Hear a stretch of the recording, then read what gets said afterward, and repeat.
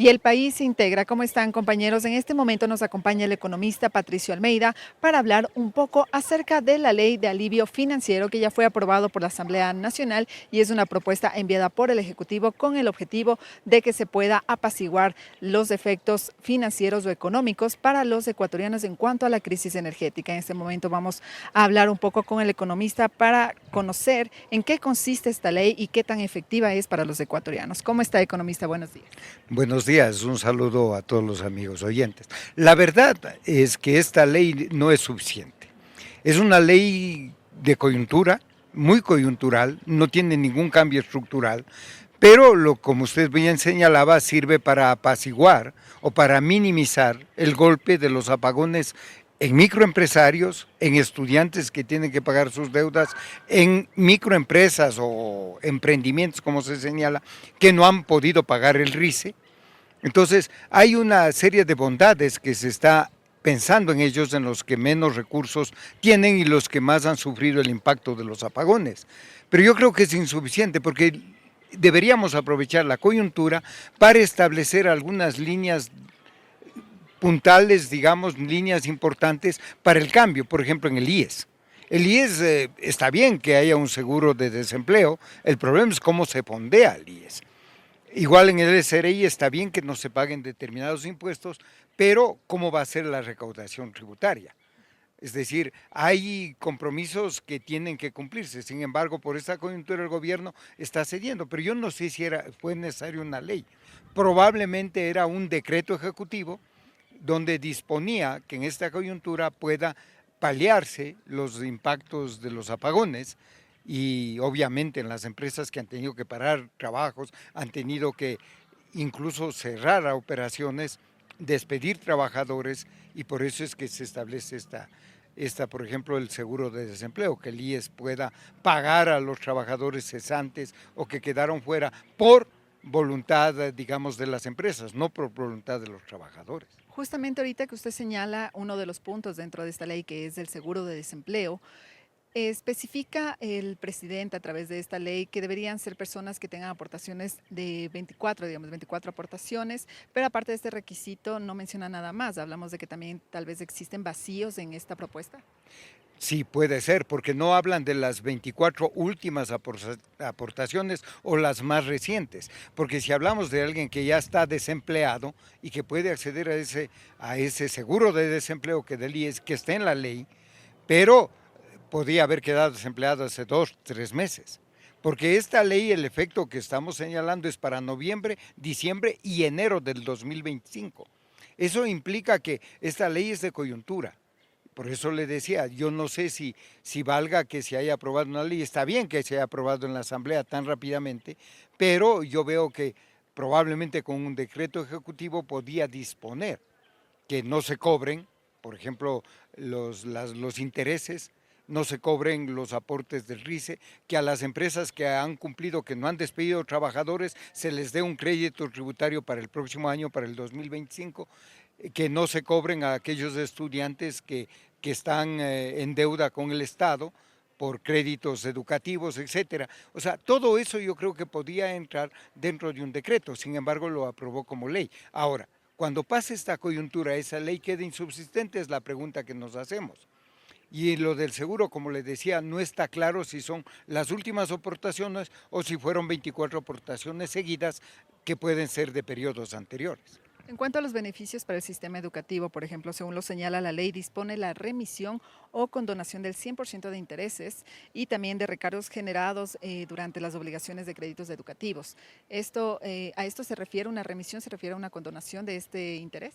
Claro, son condonaciones de intereses, o sea, no se toca el capital sigue siendo parte de la deuda. Lo que se condona es los intereses por la coyuntura, porque es muy probable que muchos estudiantes que estaban pagando o que estaban empezando a pagar no consigan empleo y otros se queden en el desempleo. Entonces, obviamente no hay una forma que ellos puedan pagar, porque los estudiantes que quedan con deuda del Estado, ya porque fueron a una beca en el país o en el exterior, tienen que cubrir ese compromiso. Entonces eso implica que no se pueda pagar y por eso la condonación de intereses, lo cual está bien.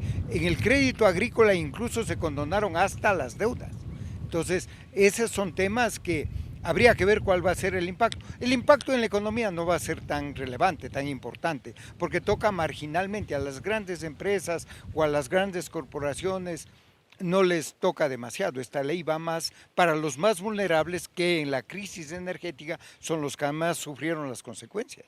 Justamente también hablábamos de los beneficios a los empresarios, de quienes no dispongan o no despidan a su personal durante digamos, de esta época de la crisis energética, pues a ellos se les dará o se les incentivará para que tampoco despidan a más personas de créditos tributarios. ¿Cómo deberían ser tal vez estos créditos tributarios que se les debería otorgar? Normalmente el crédito tributario lo que implica es que los empresarios que no hayan despedido personal, es decir, que hayan mantenido los niveles de empleo en sus empresas, como una especie de premio del gobierno a estos empresarios, es que les da ese crédito tributario. Es decir, les da un incentivo para que paguen menos impuestos en el siguiente año, es decir, el 2025, ellos más bien un poco conste los pagos de este año como abonos para el siguiente. Es decir, lo que estaría dándoles es una ventaja, decirles una especie de incentivo, de felicitación a los empresarios que no despidieron trabajadores, que tengan un incentivo desde el Estado. El tema es ahí, habría que ver qué empresarios sí necesitaban ese crédito tributario y quienes no lo necesitaban, porque la ley es general. Y hay casos particulares. Yo decía, quizá el gobierno lo que debía hacer es un análisis particular, que las empresas presenten su situación y sobre esa situación tomar decisiones para incentivar a futuro. Pero esto es un incentivo que va para todos. Y muchas veces empresarios que no han tenido dificultades, que no han tenido inconvenientes, por ejemplo, sectores de exportación, que han seguido trabajando, sectores que ya tenían su propia energía, su propia generación, hayan seguido trabajando normalmente, sin embargo, puede ser que accedan a este crédito tributario por propia decisión, no porque lo necesite, sino aprovechando la ley como está planteada. Y también, bueno, ahorita ya topan un poco el tema del contexto actual frente a la crisis energética. ¿Cómo se analizarían los efectos económicos que ha causado esta crisis durante estos meses que hemos tenido apagones de 12, 14 horas? ¿Cómo ven ustedes también este análisis? Sabe que una de las preocupaciones nuestras era ver, se hablaba de que esto estaba impactando en alrededor de 4.000 millones durante un mes. Entonces yo decía, si van a ser 3 meses, son 12.000 millones de pérdidas al Producto Interno Bruto del país, eso significaría que teníamos decrecimiento. Pero yo no creo que ese sea el caso. Yo creo que empresas pararon un periodo, pero cambiaron jornadas de trabajo, es decir, ajustaron sus jornadas de trabajo a cuando tenían energía, otros tuvieron que proveerse rápidamente de generadores y otros que de alguna manera dieron vacación a su personal que no había tenido, adelantaron vacaciones y piensan trabajar los próximos, digamos, las próximas semanas. Porque normalmente usted recuerde que las vacaciones eran a fin de año, entre Navidad y Año Nuevo, probablemente adelantaron esas vacaciones y van a seguir trabajando en estos fin de año, porque yo no he visto, y esperaría, que la producción no caiga en el nivel que mencionaba. ¿Por qué digo? Porque de hecho la economía se va a ver lastimada. Pero yo diría que teníamos un crecimiento previsto del 1%. Si es que es cierto que tenemos una caída de 4.000 millones cada mes, significaría que vamos a tener decrecimiento. Y yo esperaría que no, que tal vez el crecimiento se acerque a cero, pero no, espero que no sea negativo. Entonces, no estoy pecando de optimista, lo que estoy pecando es de que la demanda ha seguido de alguna manera. Diciembre sigue siendo los incentivos para compras. Incluso el presidente ha decretado un feriado más largo justamente para incentivar al turismo. Y en este país, usted recuerde que se dice que no hay recursos, pero cuando hay unas vacaciones, el turismo se activa, se moviliza muchos ecuatorianos, sea la costa, las provincias, qué sé yo, que son más turísticas incluso de la sierra.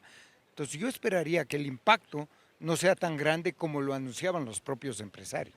Y ya para finalizar, economista, retomando el tema de la ley de alivio financiero, ¿esta ley sí representaría entonces un verdadero impacto o tendría un significado, digamos, positivo para los ecuatorianos en cuanto a las deudas o diferentes pues, situaciones económicas en las que se encuentran debido a la crisis energética? Yo diría que esto no va a impactar tanto en la parte del Producto Interno Bruto, pero sí va a ser de alguna manera un alivio para los sectores más vulnerables, microempresarios, a trabajadores que han sido despedidos, a estudiantes que no pueden pagar sus deudas, a quienes han hecho créditos, por ejemplo, para producción, que son pequeños, pero que no puedan pagar. Entonces, se le está un poco moviendo, se pide que el sector financiero refinancie las deudas hacia el futuro. Pero yo diría, y esta sería de aprovechar la oportunidad cuando le hablaba de cambios estructurales, por ejemplo en el IES. El IES tiene que tener recursos para que pueda cubrir un seguro de desempleo, pero en el IES no hemos hecho una reforma de fondo para que cuente con recursos. El IES casi está viviendo al día.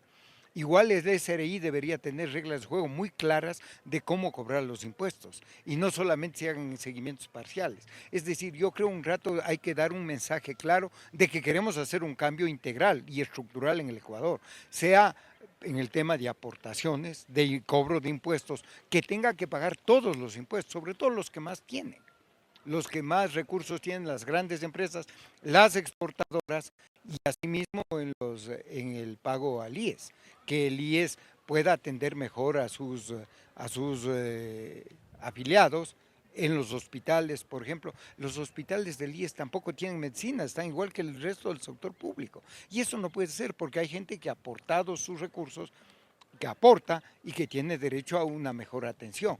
Y sobre todo con medicinas, con una buena atención, etcétera. Yo creo que hay que hacer reestructuras en estas instituciones para darles un nuevo aire, un nuevo brío y puedan cumplir con sus objetivos para con el país y con el desarrollo nacional. Perfecto, muchísimas gracias, economista. Así es, compañeros, en este momento, como escuchábamos al economista Patricio Almeida, acerca de un análisis en cuanto a la ley de alivio financiero que fue aprobada por la Asamblea Nacional el pasado 5 de diciembre y que ya se encuentra o será enviada a registro oficial. Escuchábamos dentro de este análisis y tal cual como lo destacaba el economista, es necesario que se realice una reestructuración a las entidades que se encargarán de otorgar estos alivios financieros a los ecuatorianos. Además, también de que se destaca de que se realice también un correspondiente análisis en cuanto a cada uno de los puntos dentro de esta ley. Con esta información estaremos pendientes para traerles más novedades. Corape informa.